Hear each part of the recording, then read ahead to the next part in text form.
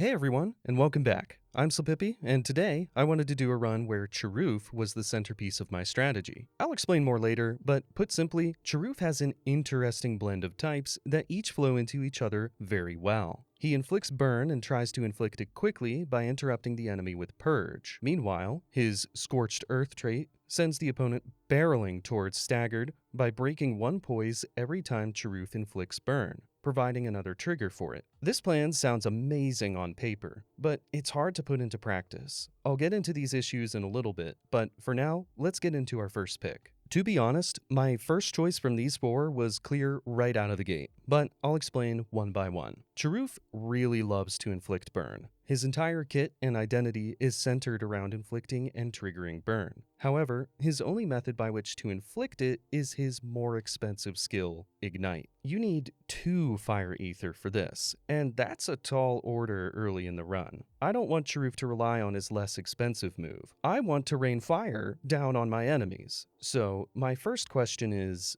who here enables that? We can immediately cross off Nosferatu and Volpertinger. They got nothing to give. So, it's down to Domovoy and Mephisto. This was honestly a tough choice, but here's a little fact for you. Despite his looks, Cherufe is not very offense-oriented out of the box. He mostly functions as a secondary for both offensive and supportive play. Plus, again, I want to watch the world burn. Sorry, Domovoy, we're passing you up yet again. Mephisto is always a sketchy pick though. He's 100% a ride or die type of monster. However, I think these two are going to get along just fine. We just gotta be careful. Maybe if Domovoy returns, we can pick him up for some much-needed defense. Sir Tiberian gives us a whopper of a first item with this epic chain. We now have near-guaranteed purge, chance to apply burn, power, and evasion all wrapped into one. I thought for a while of who to give it to, but it's another potential proc of Cherufe's trait, so I went with him. We get into our first fight, kill Totzel, and clean up without much drama. Mephisto gains an extra experience and levels up. I was hesitant to pick Torment doubling here, but it fit into the game plan too perfectly to pass up. Cosmic Horror was naturally decent, but would trend the team towards Terror instead of Burn, and we cannot have that. Peak Performance is excellent for Mephisto-based teams, but we can't enable it quite yet. We dispatch the second pair of enemies with slightly more bite and scratch marks than us, but Cherufe levels up. Aggressive purging is more of a sidekick thing. Meanwhile, Rising Fire requires us to trigger Burn, which we can't do very much quite yet. Burning Fire fit the fire-heavy composition we have while also applying tons of burn, so I went with that. This also applies Cherufe's signature trait to each enemy every time it procs, so yeah, we go with this one. So now we can expect Cherufe to apply 3 burn with Ignite, take 1 poise off his target, then burn every enemy once more, and take 1 extra poise away from all of them. Looking good, but we need something to provide fuel for that fire. Wow, that's convenient. We got Domovoy again. We can use him to generate more Fire Aether, while Mephisto and Cherufe can use Ignite without worry. Yeah, that sounds pretty good, but it still kinda makes us a bit hungry for Fire Aether on some turns. If only we could somehow generate more— oh, wait. Cockatrice has a free fire action and can make up the cost by attacking normally in the same turn. Well, goodbye again, Soup Fella. Maybe one day I'll actually use you. So, we have a pretty simple rotation here. If we get 2 Fire Aether, Cockatrice can use Heat on itself, attack normally after that to replenish our Fire Aether, then Cherufe can use Ignite to unleash some decent burn stacks and tear down some poise. Meanwhile, Mephisto generates debuffs by simply existing. So we have ourselves a genuine fire going. Cockatrice is one of the strongest options we could have asked for. Having a free fire action to feed Cherufe's burning fire trait was too good to be true. We did sacrifice some stability by passing up Domovoy, but I think going all in on offense here was the right choice. Domovoy honestly would have just been in the way more often than not. Both Mephisto and Cockatrice level up here. Mephisto's options were lacking. Frightful Lightning is useless against bosses, and that's where we want to focus our strategies.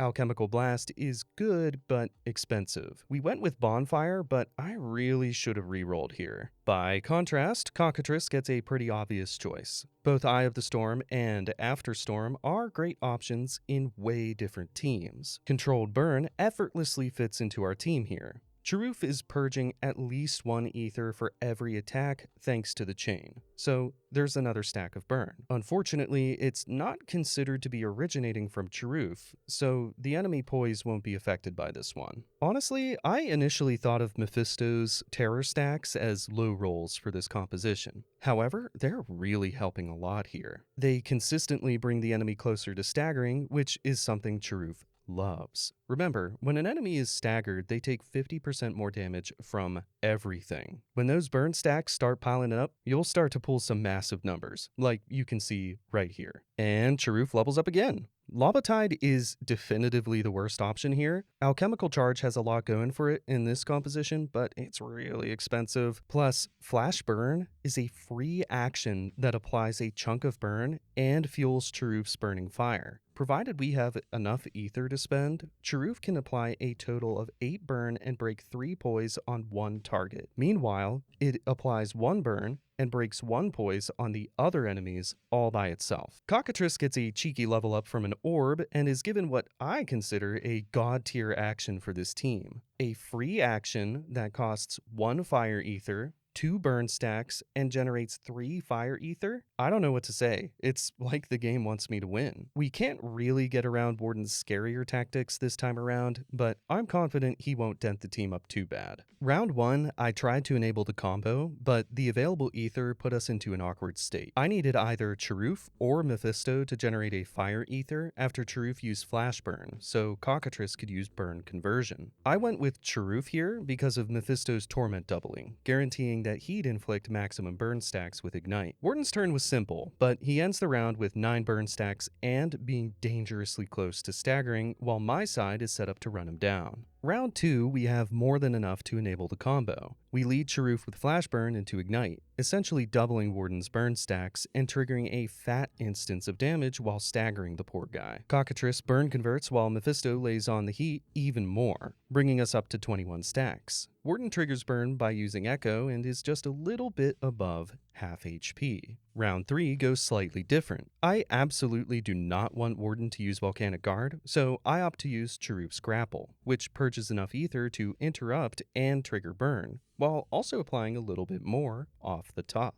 I also use Heat instead of Burn Conversion because I wanted to feel something. More burn stacks pile high on Warden as he triggers Burn again and re-ups his poise. Round 4 spells Doom for Warden as Cherufe interrupts his next action, triggers Burn, and delivers a whopping 37 damage from Burn alone. Mephisto levels up, and this time we get to choose a trait. Honestly, that last fight showed me that we lacked in the survivability department. We were really taking a lot of damage from our self-inflicted debuffs, and we don't really have a way to mitigate damage. Healthy Cleanse is a seriously amazing option here, and ooh, more burn. Then we got some shop levels for Cherufe and Cockatrice, evening out everyone's experience. I went with Disruptive Prime here for Cherufe because, well, honestly, I wasn't thinking. Shock was a much better option here. I thought I would consistently meet Disruption's condition, but I was absolutely not correct at all. Cockatrice gets 2 neat options to choose from here. Kindle would obviously be amazing and practically guarantee we could use our fire actions with impunity. Enkindled Aether, on the other hand, was super easy to trigger because basic attacks would generate Fire Aether, then consume it to deal this extra hit. I figured more burn, more good. We get Lily as our NPC for the new path, and she's re-rolling actions this time around. Thank goodness, I can re-roll Mephisto's bonfire that we never used. However, this was yet another situation where I really should have just gone with the obvious choice. Spoiler, Gas Burner is not great. After a few more battles, Mephisto levels up again, and we get some interesting options. Rising Fire still has the same problem as before. We don't really trigger burn often enough to make that a strong option. Overheat, however, is insane.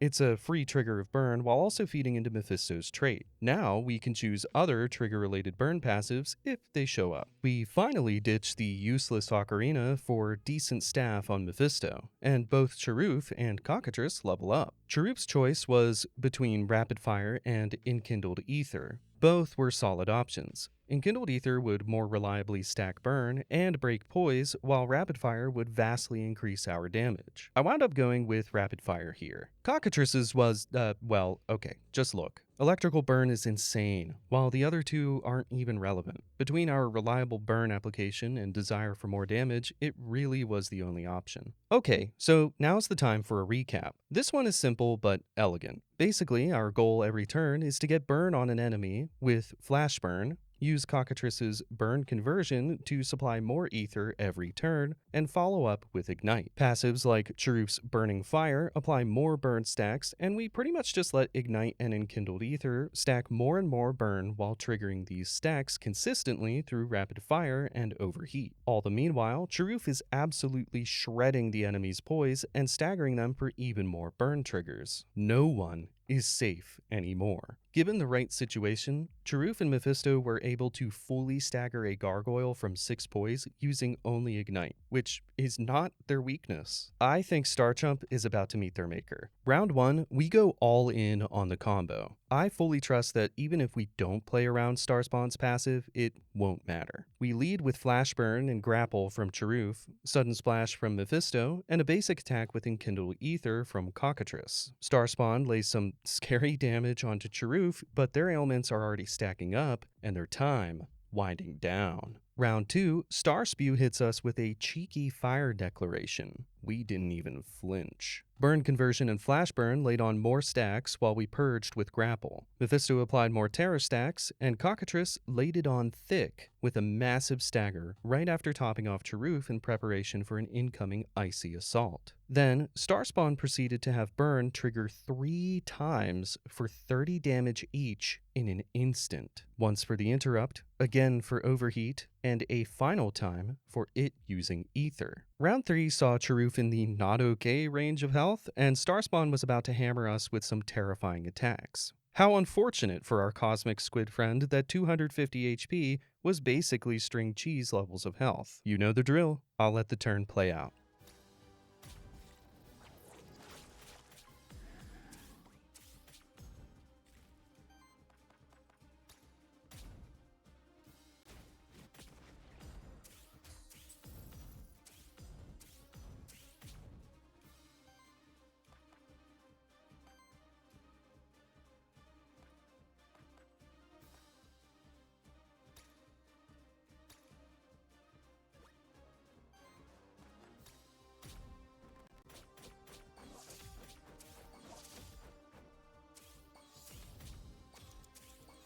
And there we have it. If this is the type of content you enjoy, then be sure to subscribe since I'll be putting more stuff out like this. Also, I do reviews on anime. Inconsistently, I guess. I just haven't for a little while. I'm working on one right now, though. Anyways, that's all from me. Keep it cool, and I'll see you in the next video.